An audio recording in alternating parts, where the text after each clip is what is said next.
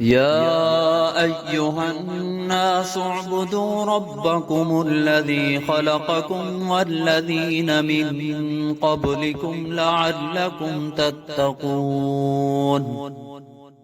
الذي جعل لكم الأرض فراشا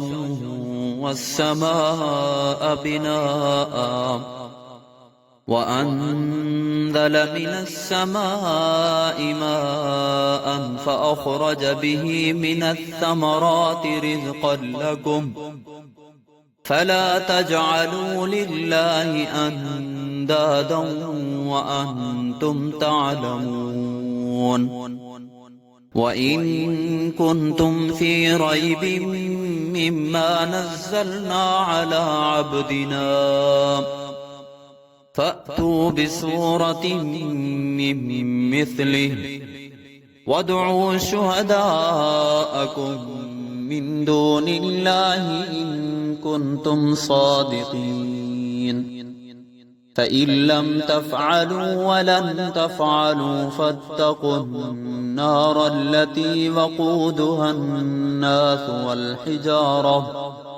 أعدت للكافرين وبشر الذين آمنوا وعملوا الصالحات أن لهم جنات تجري من تحتها الأنهار كلما رزقوا منها من ثمرة رزقا قالوا هذا الذي رزقنا من قبل وأتوا به متشابها ولهم فيها أزواج مطهرة وهم فيها خالدون إن الله لا يستحيي أن يضرب مثلا ما بعوضة فما فوقها فأما الذين آمنوا فيعلمون أنه الحق من ربهم وأما الذين كفروا فيقولون ماذا أراد الله بهذا مثلا يضل به كثيرا ويهدي به كثيرا وما يضل به إلا الفاسقين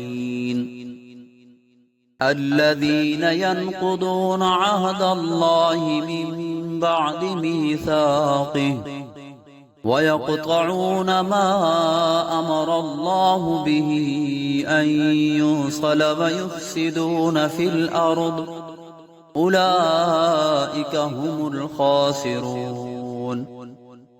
كيف تكفرون بالله وكنتم أمواتا فأحياكم ثم يميتكم ثم يحييكم ثم إليه ترجعون هو الذي خلق لكم